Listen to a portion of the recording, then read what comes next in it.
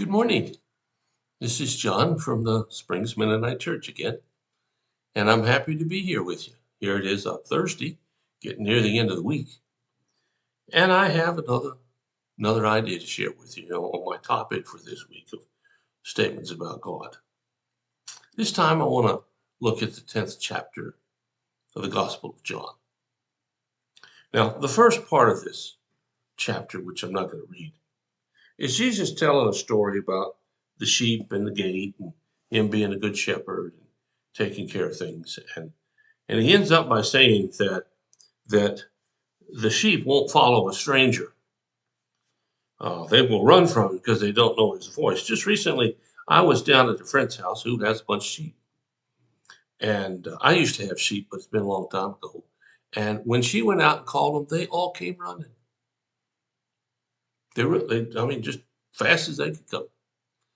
And then when we just stood there and I tried to call them over to scratch them a little bit, they weren't interested. In fact, they all just turned and walked away from me. Talk about a humbling experience. Even sheep turned their backs and walked away. now, now, if you haven't felt rejection in the last little bit, just give me a call. I'll tell you whose farm you can go down to and get a good dose of it. But Jesus is talking about that. And then we get to verse 7 of the 10th chapter. And we read these words.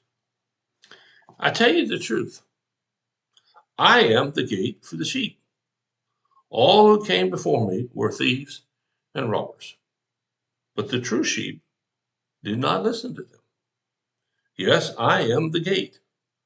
Those who come in through me will be saved. They will come and go freely and will find good pasture. Well, the imagery here is taking care of sheep. And as I've said before, sheep aren't the smartest animal in the barn. And they're kind of ornery. So he's talking about someone taking care of them. And in order to take care of sheep properly, you got to be around them a lot. They got to come to know your voice. Now, just like at my friend's place, they know her voice. They don't know mine. I could hang around there for a couple of weeks, add my voice to hers, and eventually they'd come to mine, but not in a short period of time. They are distrusting. And so are we. Many of us are very distrusting of a whole bunch of things, and rightfully so. In today's world, you just can't assume that person you see has good intentions for you. So Jesus goes on to say that I'm the gate, I'm the one, I'm the way for the sheep. And all who come before me will be saved. Well, what does he mean there? Well, first off, he means that they'll get to heaven. That when this life ends, it'll keep going. And I know a lot of people say, well, what about these folks who don't know about Jesus? And what about these folks that never heard? And my response in every case is, I don't know. But based on what Jesus said, that he's the only way, then there's got to be a way for those who die without knowing him. They get a chance to know him. Believe me, folks, I don't have any thoughts other than that about how that works. And I'm not really going to give it too much thought because I'm not one of those who doesn't know him. I'm not taking my chances in that sense. I'm just responding to the goodness and grace of a God who amazingly loves me even when I mess up. So Jesus said, all who come before me are thieves and robbers. Anybody who has a plan for your life that's outside of Jesus, well, I'm not going to call them a thief or a robber. I'm just going to say they don't have the best plan. Now, I also know you can live a pretty good life in this world without Jesus. I know a lot of people who do. I know a lot of people who have and have now died.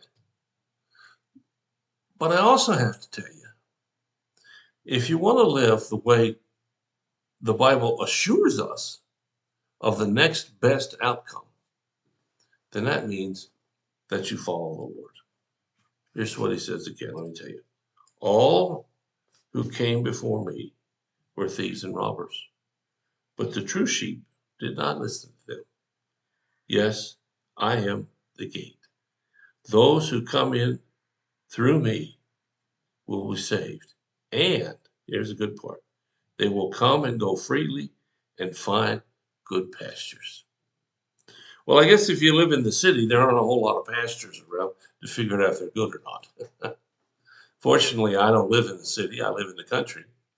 And there are a lot of pastures around here. And you can look and you can tell which ones are better, which ones are worse. Because of the minerals, because of the way they're sustained, because of rocks, because of all kinds of things. Lots of life offers you other ways. And some of them look pretty good. And some of them may be pretty good, at least for a season. But Jesus makes it clear.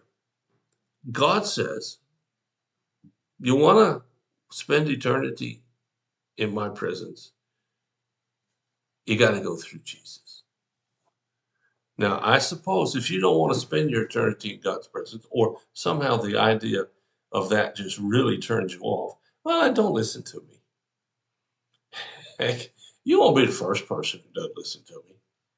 I have people every Sunday who don't listen to me, or only listen to part of me. You see, God wants all of you and me. And he's willing to wait as long as possible in order for us to offer him that. Those who go through the gate, they will come and go, they will be saved, and they will find good pastures. Here is the ticket to contentment and happiness and joy. Let God into your life. All of it, not just a Sunday morning, every minute of every day. No, you don't have to be super spiritual who walks around with their head in the clouds. Oh, God said this and God said that. Maybe he did. All you have to be is a regular guy who says every morning, okay, God, show me what to do, and I'll go and do it. You'd be surprised if you take that approach, what might change in your life. Well, you think about it. Hope you have a great, great day. I'll be back tomorrow to finish up this series. But for today, have a really good one. May you come to know the goodness and the graces of God in ways you never did before. Thanks for listening. If you have a need or concern, call us. We'll do whatever we can as fast as we can to help meet your need. Until then, God bless you. I'll be back again.